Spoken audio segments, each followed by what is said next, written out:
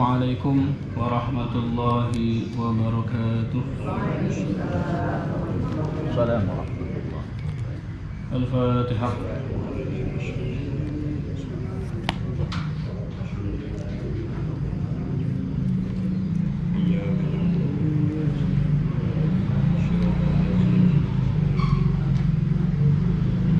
Bismillahirrahmanirrahim.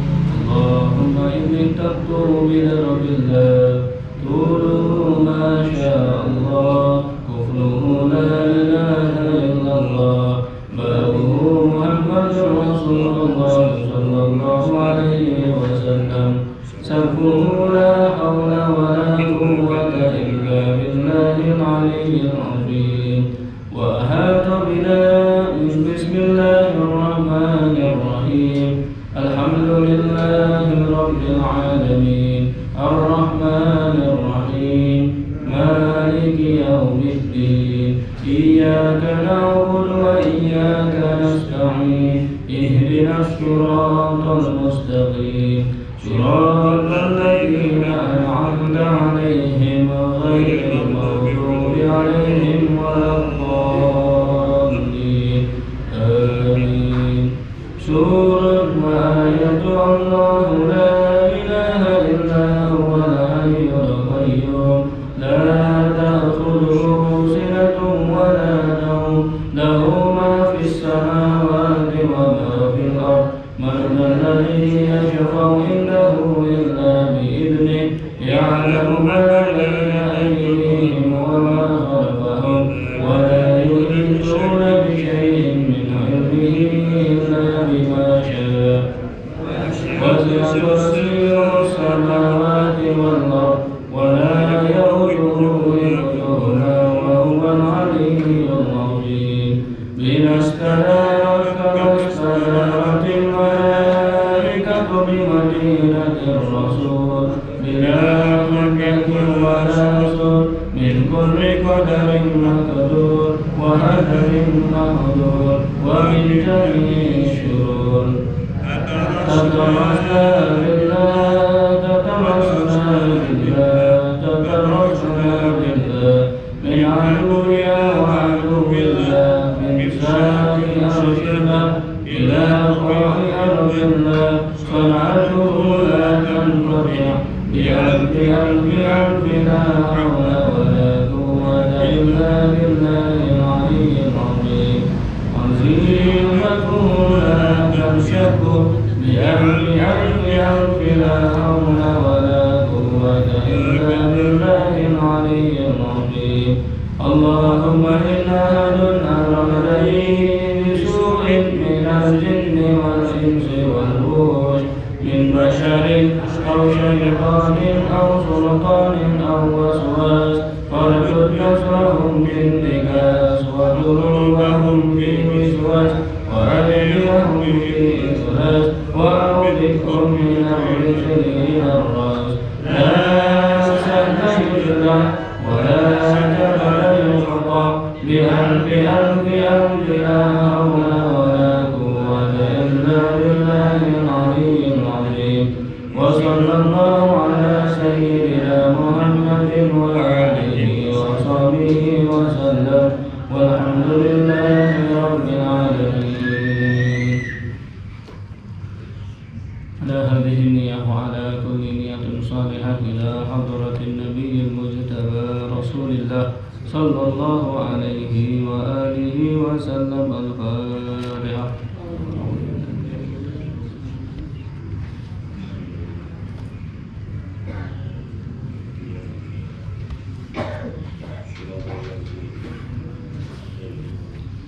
ثم إلى حضرات جميع أصحاب النبي صلى الله عليه وسلم خصوصا الخلفاء الراشدين سيدنا أبي بكر الصديق سيدنا عمر بن الخطاب سيدنا عثمان بن عفان سيدنا علي بن أبي طالب كرم الله وجهه وسيدنا عمر بن عبد العزيز والأصحاب العشرة المبشرة بالجنة رضي الله عنهم. الفاتحة.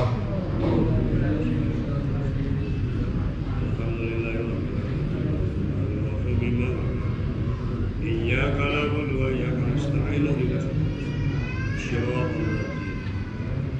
المستقيم ثم إلى حضرات مؤلف كتاب بلوغ المرام الإمام الحافظ ابن حجر العسقلاني مؤلف كتاب حاشية الدسوقي للشيخ محمد الدسوقي ومؤلف شرح أم البراهين الإمام سيد محمد السنوسي ونفعنا بعلومهم رحمهم الله. الفاتحة.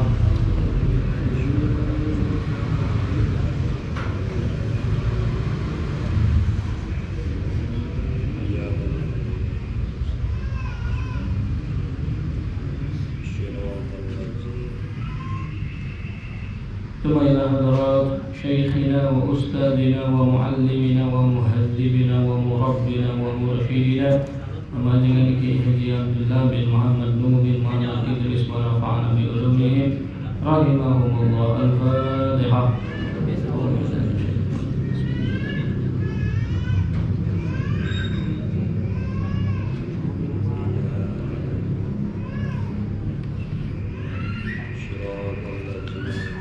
أعوذ بالله من الشيطان الرجيم. بسم الله الرحمن الرحيم. اللهم صل على سيدنا محمد وعلى آله وصحبه أجمعين.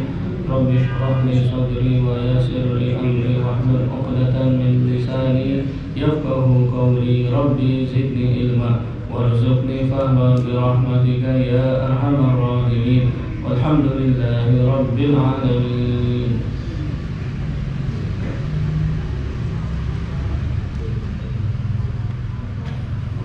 Lanjutkan kita Bulughul Maram halaman 298. Hadis 1479. Bismillahirrahmanirrahim. Wa 'an Ibni Umar radhiyallahu anhuma qala qala Rasulullah sallallahu alaihi wasallam la yanzurullahu ila man jarra thawbahu khuyala'a. Wa an Ibni Umar radhiyallahu anhuma qala, dari Ibnu Umar radhiyallahu anhuma qala berkata, qala Rasulullah sallallahu alaihi wasallam,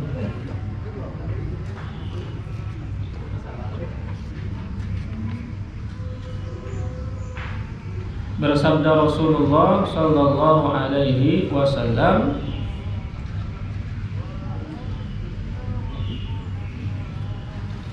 la yanzurullah ila man jarra thawbahu khuyala'a. La yanzurullah, Allah tidak akan melihat. Allah tidak akan melihat, tidak akan memperhatikan, tidak akan memberikan rahmatnya, bahkan yang lebih dahsyatnya lagi, Allah pun akan melaknat kepada orang ini. Siapa orang yang tidak akan dilihat, dipandang, ditolong, dilindungi oleh Allah Subhanahu wa taala? Man jarra thawbahu khuyala'a, yaitu orang yang memanjangkan bajunya. Orang yang memanjangkan bajunya khuyala'a, dengan keadaan dia sambil sombong. Ini di dalam ada istilah permasalahannya mengenai isbal. Isbal ini memanjangkan baju atau gamis atau celana atau sarung di bawah mata kaki bagi laki-laki. Bagi perempuan disuruh harus dipanjangkan karena auratnya. Tapi bagi laki-laki, ini larangan Allah Subhanahu wa taala di dalam hadis ini. Nanti ada perbedaan pendapat. Apa yang dimaksud ini adalah haram atau hanya sebatas makruh. Nah, larangan isbal atau memanjangkan baju atau gamis atau celana atau sarung bagi laki-laki sampai di bawah mata kaki, hukum asal secara umum yaitu haram apabila khuyala'a, dia sambil dalam keadaan sombong. Nah, bagaimana kalau tidak sombong? Maka berbeda juga hukumnya. Jadi poin dalam hadis ini lebih menunjukkan bahwa haram itu untuk menyombongkan. Karena dulu orang-orang itu ketika sudah naik derajatnya, sudah banyak hartanya, sudah naik kedudukan dalam hidupnya, sudah banyak hartanya, bagi laki-laki dia bajunya diganti. Dia pakai jubah, bahkan jubah baju yang barunya ini dia sampai ke tanah. Gitu. Ini laki-laki dulu begitu. Kalau sudah banyak hartanya, kemudian naik kedudukannya, kemudian numpuk itu hartanya, cara menyombongkan dirinya dan mereka berbangga dalam sombongnya, ganti bajunya yang menyeret-nyeret sampai di bawah mata kaki, sampai menyeret tanah. Jadi memang dulu patokan dalam sombongnya bajunya tadi. Mungkin sekarang akan berbeda gitu. Nah, tapi yang dimaksud larangan Allah atau haramnya yang dalam hadis ini tidak akan dilihat, tidak akan dipandang, tidak akan ditolong oleh Allah Subhanahu wa taala orang atau laki-laki yang memanjangkan bajunya sampai di bawah mata kaki. Apalagi sampai kena tanah, apalagi sampai membawa najis-najis. Nah, lalu yang disarankan untuk laki-laki itu adalah di atas mata kaki. Nah, di atas mata kaki ini pun harus melihat hadisnya ini banyak hadis.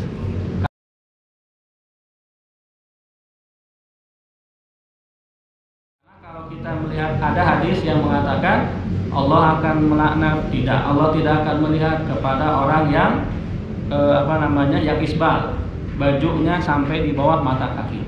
Tapi Abu Bakar Siddiq radhiyallahu anhu pernah, karena kalau Abu Bakar Siddiq ini termasuk orangnya kurus. Jadi kalau kurus pakai sarung merosot, taikin lagi. Jadi kadang-kadang nurun sampai bawah mata kaki, merosot lagi gitu. Nanya sama Rasul, ya Rasulullah, saya ini suka di bawah mata kaki karena kadang-kadang merosot, kan begitu, kadang ada gitu. Nah, kata Rasul sallallahu alaihi wasallam itu tidak haram. Nah, artinya bukan berarti sebetulnya bukan dilihat dari panjang sampai bawah mata kakinya, tapi sombongnya itu masalah. Kenapa? Karena meskipun dia di atas mata kaki bahkan sampai setengah lutut, tapi sombong, itu juga salah.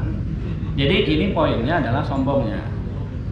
Jadi karena ada orang udah di atas mata kaki, lihat laki-laki yang di bawah mata kaki langsung, oh itu tuh tarang ngaji, itu tuh gak tahu sunnah, ini nih haram, ini nih sombong, ini nih neraka, wah, dan segala macam. Jadi justru yang dia ngomong begitu meskipun celananya di atas mata kaki itu juga masuk neraka. Kenapa? Karena dia juga sombong. Jadi poinnya adalah sombongannya tadi yang diharamkan oleh Allah Subhanahu wa taala. Nah, hadis ini muncul ketika Rasul duduk dengan para sahabat, dilihatlah ada laki-laki yang lewat celananya sampai di bawah mata kaki. Nah, Rasul menjelaskannya, la yanzurullahu ila man jarra thawbahu khuyala'a. Allah tidak akan melihat, tidak akan memandang, dan Allah tidak akan menyelamatkan bagi orang yang memanjangkan bajunya sampai di bawah mata kaki dengan perasaan sombong. Nah, laki-laki yang lewat tadi memang dia menunjukkan kesombongannya. Kan tadi kalau laki-laki dulu menunjukkan kesombongannya, baju, celana, sarung, jubahnya di bawah mata kaki. Kalau perempuan menyombongkannya waktu itu adalah dengan menggunakan banyak perhiasan emas. Jadi kaki, tangan kasih gelang 5. Nah, dia 5. Terus kakinya 5. Jadi kalau jalan kencrang gitu. Itu kayak mau ngusir tikus gitu. Nah, kalau perempuan begitu cara sombongnya dulu. Kalau laki-laki bajunya diganti sampai di bawah mata kaki. Kalau perempuan dengan perhiasan.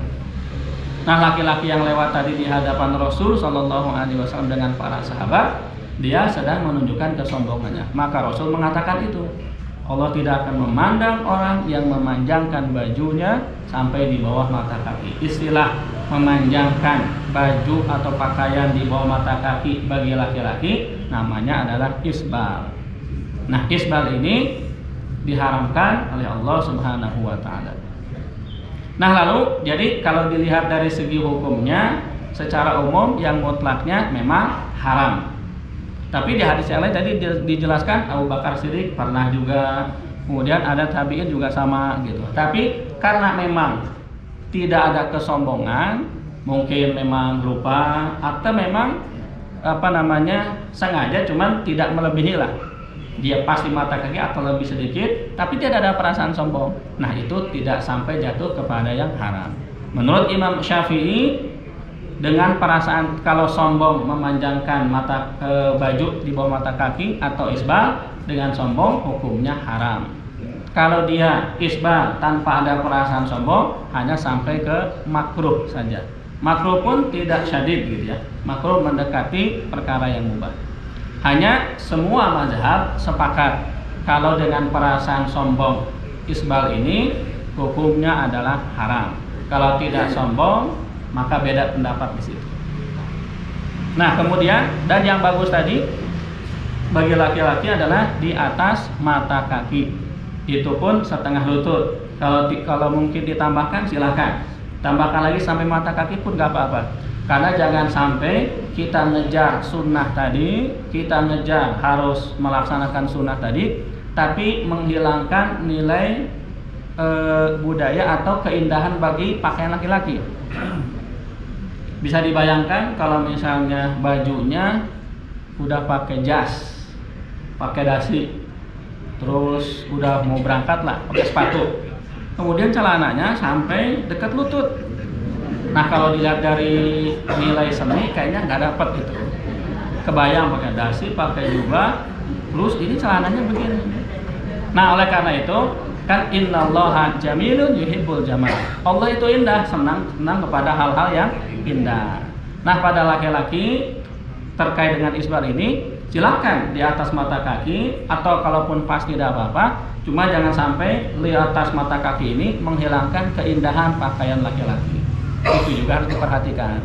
Nah, yang salah itu kadang orang ini menyalah-nyalahkan. Orang yang dia sampai di celananya di atas mata kaki, dia nyalah-nyalahin sama orang laki-laki yang pakainya pas mata kaki atau di bawah mata kaki. Bahkan menyalah-nyalahkannya bukan menyalahkan biasa, tapi langsung mengkafir-kafirkan. Oh, ini kafir, ini neraka, ini haram. Nah, itu sebetulnya pakaiannya memang tidak isbal, tapi mulutnya isbal dia. Gitu. Mulutnya juga sombong. Nah, itu salah. Begitupun yang misalnya di bawah mata kaki, dia juga tidak boleh menghina-hina begitu kepada orang yang dia tidak yang sederhana lah, hanya di atas mata kaki tapi dia terlihat masih indah. Itu pun tidak boleh. Jadi poin dalam hadis ini sebetulnya bukan pakaian baju di bawah mata kaki, tapi karena sombongnya itu. Karena kalau sombong itu jelas diharamkan dan tidak akan masuk ke dalam surganya Allah Subhanahu wa taala.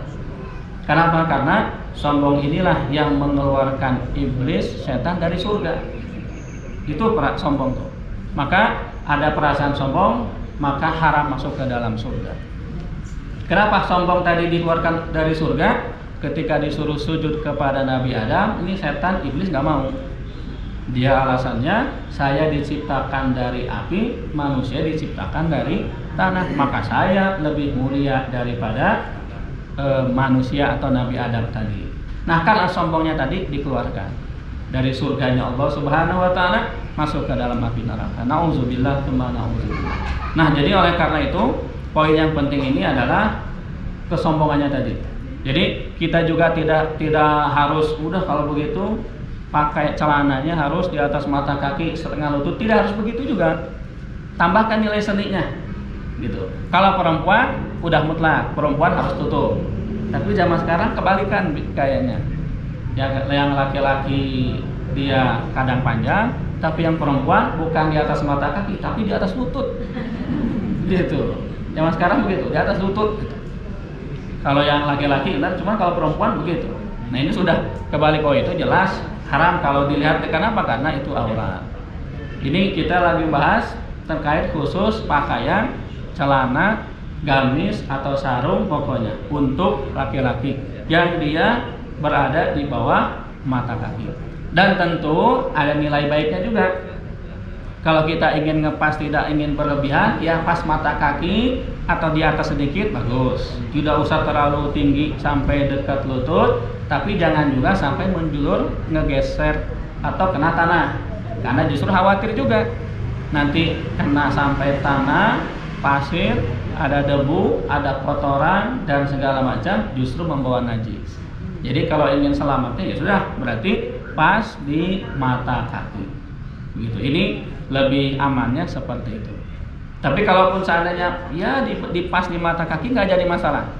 Jadi tidak sampai kita haram, tidak sampai kita masuk neraka hanya gara-gara celananya di bawah mata kaki, tidak.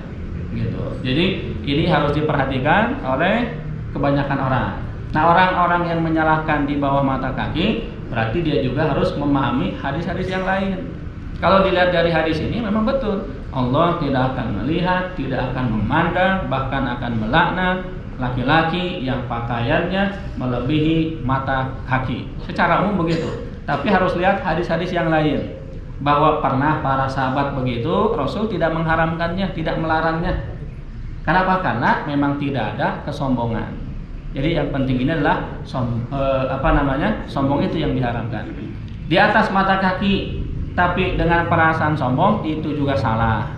Di bawah mata kaki dengan sombong itu jelas salah. Jadi yang penting jangan sampai ada kesombongan. Nah, ini sepakat semua ulama-ulama 4 mazhab kalau isbal dengan sombong haram, semuanya sepakat. Tapi kalau tidak ada kesombongan, ada yang mengatakan makruh, sampai ada yang mengatakan ini mubah. Yang jelas tidak sampai kepada yang haram. Karena itu asal dasar dari hadis ini. Muttafaqun alaih, hadis ini disepakati oleh Imam Bukhari dan juga Imam Muslim. Hadis berikutnya, wa anhu radhiyallahu anhu anna Rasulullah sallallahu alaihi wasallam, bahwasanya Rasulullah sallallahu alaihi wasallam qala, berkata, idza akala ahadukum falyakul biyaminihi wa idza syariba falyashrab biyaminihi. Idza akala ahadukum, apabila salah seorang dari kalian makan, falyakul biyaminihi, maka makanlah dengan tangan kanannya. Ini disunahkan dalam setiap hal, kita diawali dengan kanan-kanan dulu. Dimulai dari contoh misalnya makan, maka makanlah dengan tangan kanan. Kenapa? Karena Rasul seperti itu. Dan yang kiri ini nanti dibahas, kalau yang kiri siapa gitu ya. Nah, yang makan dengan tangan kanan, wa idza syariba, dan apabila minum, falyashrab biyaminihi, maka minumlah dengan tangan kanan juga. Intinya kalau hal-hal yang baik, perkara-perkara yang baik, maka afdolnya disunahkannya dengan kanan. Memang tidak sampai yang haram, tapi nanti jeleknya nanti itu dibahas. Fa inna syaiton, karena sesungguhnya syaitan yakul bisimalihi, dia makan pakai tangan kiri. Jadi kalau ada yang makan pakai tangan kiri, temannya setan. Kenapa? Karena setan makan tangan kiri. Sedangkan kita diperintahkan jangan sampai menyamai-nyamai kepada setan. Kita diperintahkan Idul Fitri, Idul Adha, hari tasyrik jangan puasa. Bahkan kalau puasa haram. Kalau setan nggak begitu. Di mana itu diharamkan, maka setan akan melaksanakannya. Gitu. Justru setan puasa ya. Kalau pada hari tasyrik, hari Idul Fitri, Idul Adha, jadi tidak boleh kita menyamai dengan setan. Di antara perkara ringannya adalah dalam urusan makan, minum, hendaknya dengan tangan kanan, jangan tangan kiri. Fa inna syaiton yakulu bisimalik, karena setan ini makan dengan tangan kiri. Wa yashrabu bisimalik, dan minum juga dengan tangan kiri. Begitu. Nah, jadi kalau kita lihat, tentunya yang akan kita lihat ini mana orang-orang yang ya pejabat publik, mana orang-orang yang menjalankan sunnah, terlihat di situ. Oh, ini yang dia tahu tentang ilmu dalam mengatur negara, tapi dia tidak menjalankan akhlak Rasulullah Sallallahu Alaihi Wasallam. Nah itu juga harus diperhatikan. Mana yang dia menjalankan sunnah, mana yang dia malah meninggalkan sunnah. Intinya perkara-perkara yang baik maka dimulailah dengan kanan dulu. Kalau yang jelek, masuk ke kamar mandi dengan kaki kiri. Kemudian kalau kita mau meludah pun ya, meludah ini kan perkara yang kurang baik, itu juga kiri. Cuman kiri juga perhatikan, jangan sampai mau ke kiri kebetulan ada orangnya. Oh jangan gitu. Jadi meskipun kiri begitu. Bangun tidur, kita sedang tidur. Kemudian ketika sedang tidur mimpi yang jelek. Mimpi rumah kalau jelek ini macam-macam. Ada dikejar setan lah, dikejar inilah, oh macam-macam lah pengalaman orang tidur tuh. Ada yang jatuh lah, segala, ada yang ketabrak, pokoknya mimpi yang jelek. Nah ketika mimpi yang jelek tadi sampai dia terbangun. Nah disunahkan ketika mimpi yang jelek, kemudian dia terbangun, dia meludah ke sebelah kiri. Meludah ini tapi jangan entong jeung isi-isi nak gitu ta. Cuk gitu enggak. Keludah tiup ringan aja, belah kiri. Nah kalau sampai ada yang keluar, jangan sampai nanti gara-gara melaksanakan sunnah tadi, kebetulan sebelah kirinya suaminya atau istrinya. Wah jadi mau menjalankan sunnah malah jadi ribut. Gitu. Nah tapi yang jelas perkara-perkara yang jelek, perkara yang kurang baik, maka dengan kiri. Tapi perkara-perkara yang baik maka dengan yang kanan. Mau pakai baju, sandal, memandikan mayit, mandi besar, bahkan dalam wudhu pun, semua ini perkara diawali dengan yang kanan-kanan dulu. Kalau kita belum terbiasa, bahkan biasakan. Dulu gitu, Mama Abdullah bin juga mengajarkan, kalau sampai kita masuk ke kamar mandi kaki kanan, kalau perlu keluar lagi, ulangi sampai dengan kaki kiri, supaya nanti kita terbiasa, sudah otomatis. Kalau dia belum terbiasa, belum otomatis. Biasakan dulu sampai nanti ke kamar mandi itu pasti akan dengan kaki kiri. Ke masjid itu pasti dengan kaki kanan. Nah itu kalau akhirnya dengan biasakan dengan yang kanan-kanan dulu. Mau itu dengan tangan ataupun pekerjaan yang dilakukan dengan kaki. Intinya kanan itu akan ada keberkahannya dari Allah Subhanahu wa Ta'ala. Mungkin belum bisa terlihat, belum bisa terasa, tapi pasti ada itu keberkahan kalau kita sering menjalankan yang kanan-kanan terlebih dahulu. Akhrajahu Muslim, hadis ini dikeluarkan oleh Imam Muslim. Jadi dua hadis ini menjelaskan mengenai tentang yang pertama tadi adab kalau kita pakai baju atau celana atau sarung atau gamis bagi laki-laki tidak boleh isbal. Kemudian yang kedua tadi mengenai adab makan minum dengan tangan kanan. Wallahu a'lam. Nanti hadis berikutnya masih membahas tentang adab-adab makan maupun minum. Wallahu a'lam.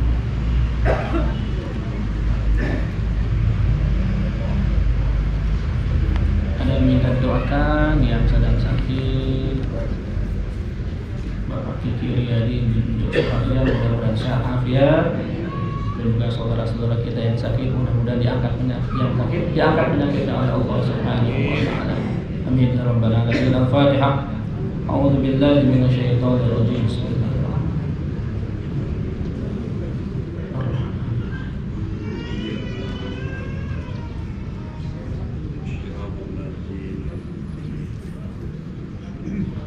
Bismillahirrahmanirrahim. Allahumma salli ala sayyidina Muhammadin wa alihi wa sahbihi ajma'in. Ya Allah, ya Allah, ya Allah, ya Ali, ya Azim, ya Halim. Anta Rabbi wa ilmuka hasbi. Tansur man tasha wa anta al-azizur rahim. Allahumma sakhir lana kulla shay'in ya man biyadihi malakutu kulli shay' kaha ya alim salih. Unsurna fa innaka khairun nasirin waghfir lana fa innaka khairul ghafirin warhamna fa فإنك خير الراحمين واغفر لنا فإنك خير الفاتحين وارزقنا فإنك خير الرازقين واهدنا ونجنا من القوم الظالمين. الفاتحة.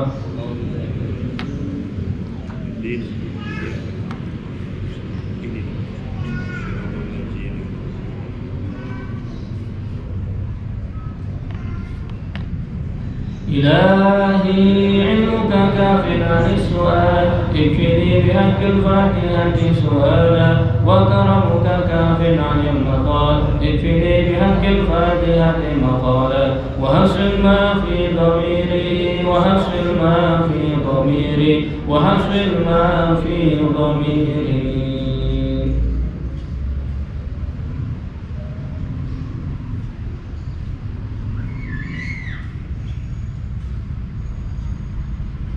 يا الله يا الله يا الله يا صريخ المستصرخين يا مفرج كرب المكروبين فرج فرج فرج فرج عن همي وغمي فرجا عاجلا برحمتك يا أرحم الراحمين.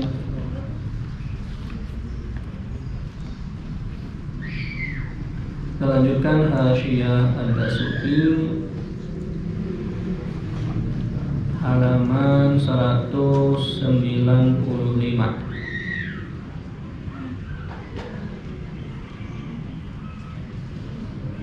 13 baris dari bawah. Bismillahirrahmanirrahim. Aula li'anna al-ibdala minal aqrab awla minal ab'ad. Dan perkataan badal maksudnya badal pengganti dari domir mustatir, dari kata ganti yang tersembunyi. Aula ini lebih utama. Li'annal abdal minal aqrab, karena sesungguhnya pengganti, ya, ibdal atau pengganti minal aqrab, badal pengganti kalimat daripada yang lebih dekat. Aula minal ab'ad, ini lebih utama dari yang lebih jauh. Jadi waktu ini masih membahas kalimat la ilaha illallahu, lafaz ismul ma'zumnya, lafaz Allahnya itu dibaca dengan doma karena mengikuti ada kata ganti yang dihilangkan tadi. Harusnya la ilaha haqqun illallahu. Nah, hakunnya dihilangkan, hakunnya doma, maka lafaz Allahu, lafaz ismul azumnya juga harus doma. Nah, mengikuti yang domir yang mustatir yang sembunyi tadi ini lebih utama daripada mengikuti kepada yang sebelumnya. Artinya lebih dekat hanya jeda satu huruf, la ilaha illallah, hanya ada ilah. Jadi hanya ada ilah tengah-tengahnya. Kan harusnya la ilaha maujudun, la ilaha hakun, atau maujudun illallahu. Maujudunnya dihilangkan atau hakunnya dihilangkan. Ada tengah-tengahnya, ada ilah. Jadi jaraknya lebih dekat. Nah, badal kepada jarak yang lebih dekat ini lebih utama daripada badal kepada yang jauh. Kan kalau dalam bahasa Indonesia ini sedang menjelaskan kalimat. Misalnya kalimat tentang seorang petani sedang di sawah, terus beres 2 kalimat, ini masih membahas tentang petani juga, tapi nggak disebutin petaninya, tapi masih dibahas kalimat berikutnya. Kan ini intinya masih pengganti juga.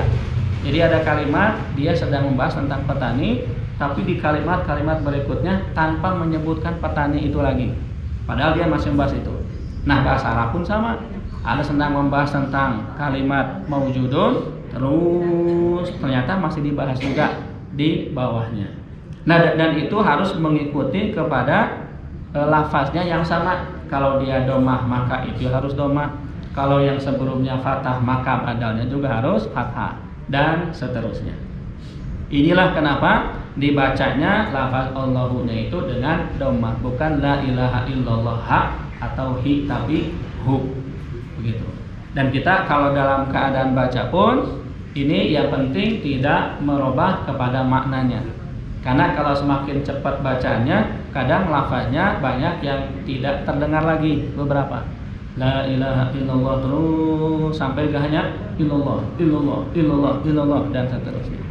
Padahal dia memang bacanya lengkap, hanya terdengarnya hanya sampai lafaz illallah.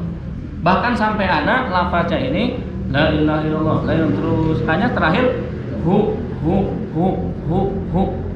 Dari la ilaha illallah hanya terdengarannya itu adalah hu-nya tadi. Tapi tidak ada yang lebih ringkas dari itu.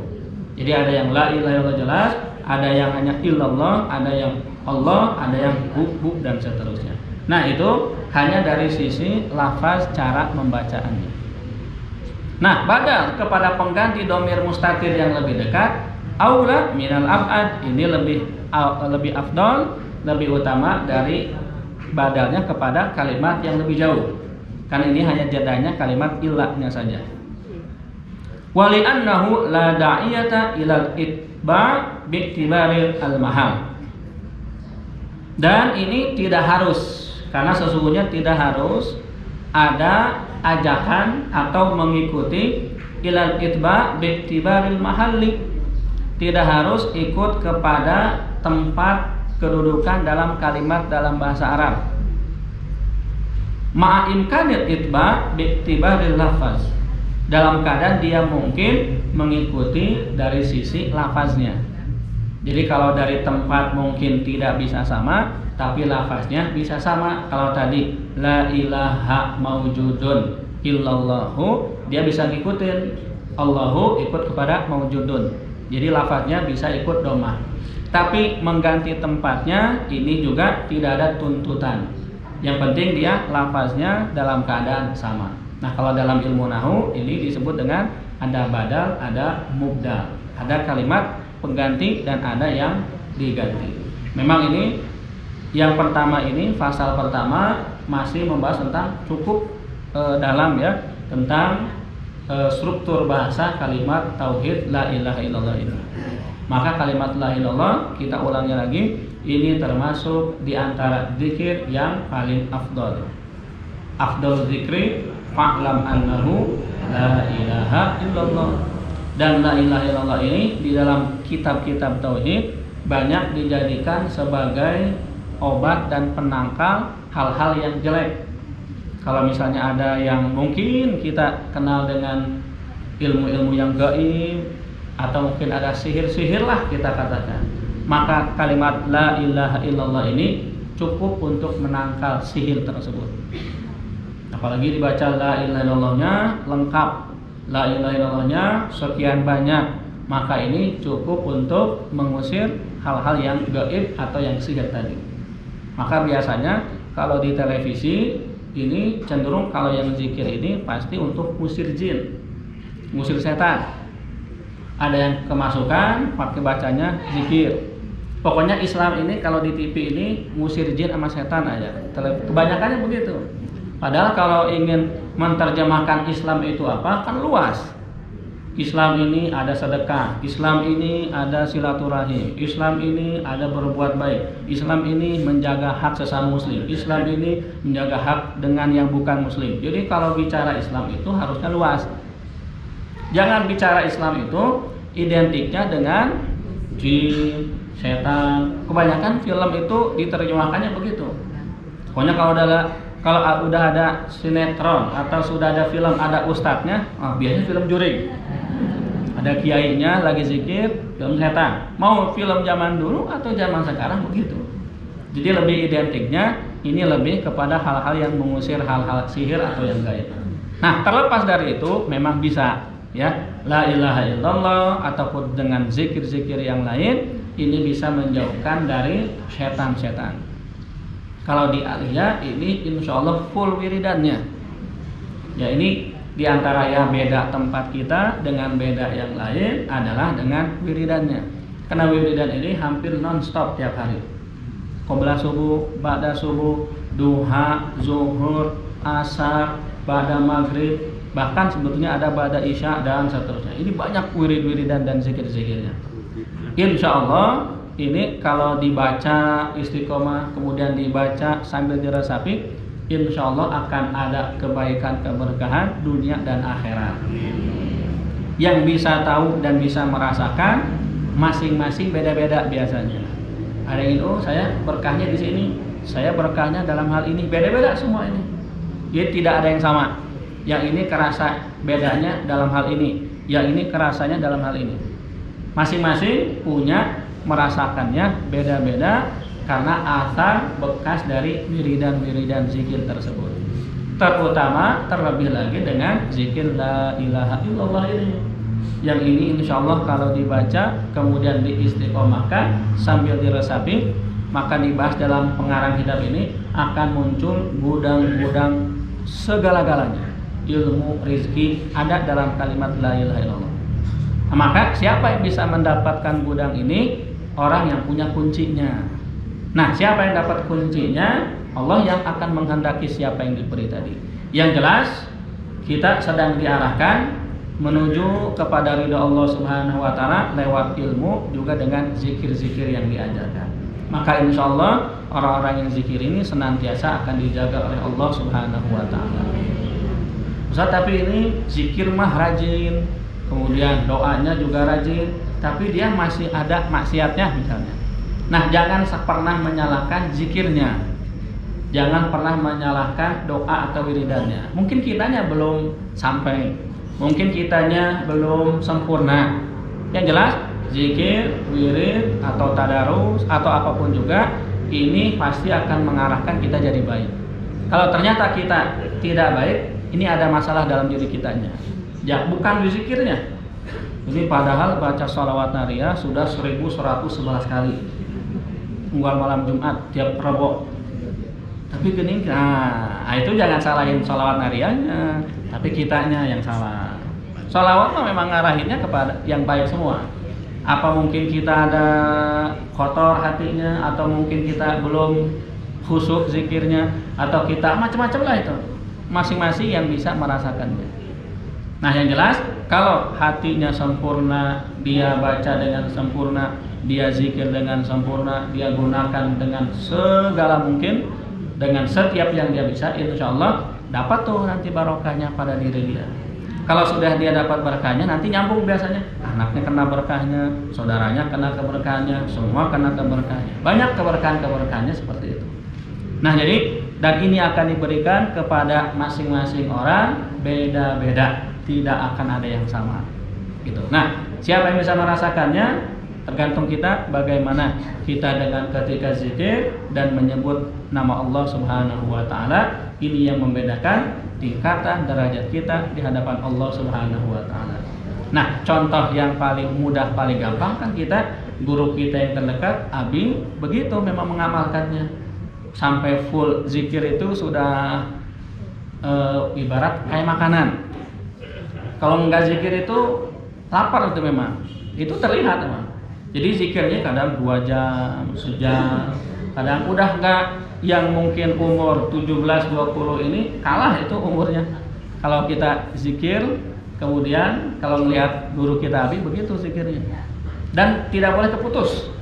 Kalau keputus, tiba-tiba ada yang ngobrol, ngulang lagi. Udah sejam zikir, keputus dengan obrolan, ngulang lagi.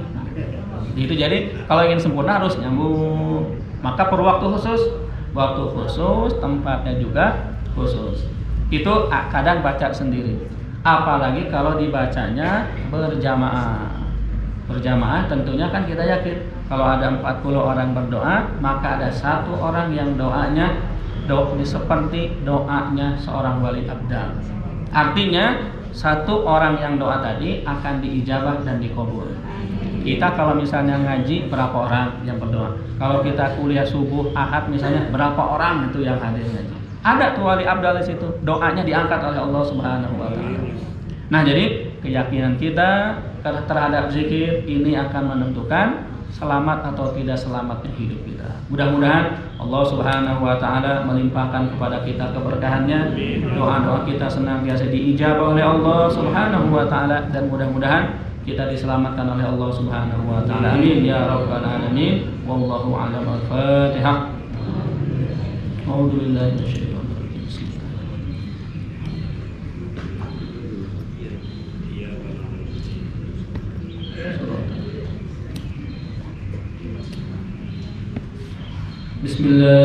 الرحمن الرحيم إنا فتحنا لك فتحا مبينا ليغفر لك الله ما تقدم من ذنبك وما تأخر ويتم نعمته عليك ويهديك صراطا مستقيما وينصرك الله نصرا عزيزا وكان عند الله وجها في الدنيا والآخرة ومن المقربين وجهت وجهي للذي فطر السماوات والأرض بسم الله الرحمن الرحيم نصر من الله وفتح قريب وبشر المؤمنين يا أيها الذين آمنوا كونوا أنصار الله كما قال عيسى ابن مريم للحواريين من أنصاري إلى الله قال الحواريون نحن أنصار الله الله لا إله إلا هو الحي القيوم لا تأخذه سنة ولا نوم له ما في السماوات وما في الأرض من ذا الذي يشفع عنده إلا بإذنه يعلم ما بين أيديهم وما خلفهم ولا يحيطون بشيء من علمه إلا بما شاء وسع كرسي السماوات والأرض ولا يؤوده حفظهما وهو العلي العظيم بسم الله الرحمن الرحيم لو أنزلنا هذا القرآن على جبل لرأيته خاشعا متصدعا من خشية الله وتلك الأمثال نضربها للناس لعلهم يتفكرون والله الذي لا إله إلا هو عالم الغيب والشهادة هو الرحمن الرحيم والله الذي لا إله إلا هو الملك القدوس السلام المؤمن المهيمن العزيز الجبار المتكبر سبحان الله عما يشركون والله الخالق البارئ المصور له الأسماء الحسنى يسبح له ما في السماوات والأرض وهو العزيز الحكيم ويد نفس بالله تعالى من كل ما يسمع بأذنيه ويبصر بعينيه ويمشي برجليه ويبطش بيديه ويذكر بشفتيه الصمت نفس بالله الخالق الأكبر من شر ما خاف وأهدر من الجن والإنس ويذكرني الزجار وجل ثناؤه ونقدست أسماؤه ولا إله غيره اللهم إني أجعلك في نور أعدائي وأعوذ من شرورهم وتغلب مكرهم ومكايدهم أكفنا من أراد بي أنا وأنت من الجن والإنس يا حافظ حفيظ يا كافي يا مهيب سبحانك يا ربي ما جرى شأنك وأنت سلطانك وأرفع مكانك تعصد بالله وبأسماء الله وبآيات الله وملائكة الله وأنبياء الله وبرسول الله وصالحين من عباد الله أصل نفس لا إله إلا الله محمد رسول الله صلى الله عليه وسلم اللهم نسي بيدك التي لا تنام وخذ بك نفسك الذي لا يرام وارحم بقدرتك على فرحك وتثقة ورجائي يا كيد المستغيثين يا درك الهالكين اكفني شر كل طريق يترك بليل أو نهار إلى طريق يترك بخير إنك على كل شيء قدير بسم الله أرقي نفسي من كل ما يؤذي ومن كل حاسد الله شفاء بسم الله أرقيك اللهم رب الناس أذهب الباس اشفي أنت شافي وعافي أنت المعافي لا شفاء إلا شفاءك شفاء لا يغادر سقما ولا ألما يا كافي يا وافي يا حميد يا مجيد ارفع عني كل تعب شديد وفني من الهدي والحديد والمرض الشديد والجيش العتيق واجعل نورا من نورك وعيسى من عيسك ونصر من نصرك وبهاء من بهائك وعطاء من عطائك وحراسة من حراستك وتأكيدا من تأكيدك يا ذا الجلال والإكرام والمواهب الرضا أسألك بك ولا أسألك بأحد غيرك أن تغفر شر ولد شر إنك أنت الله الخالق الأكبر وصلى الله على سيدنا محمد وآله وصحبه وسلم تسليما طيبا مباركا فيه والحمد لله رب العالمين ظاهرا وباطنا وعلى كل حال يا أرحم الراحمين والحمد لله رب العالمين. Wassalamualaikum warahmatullahi wabarakatuh.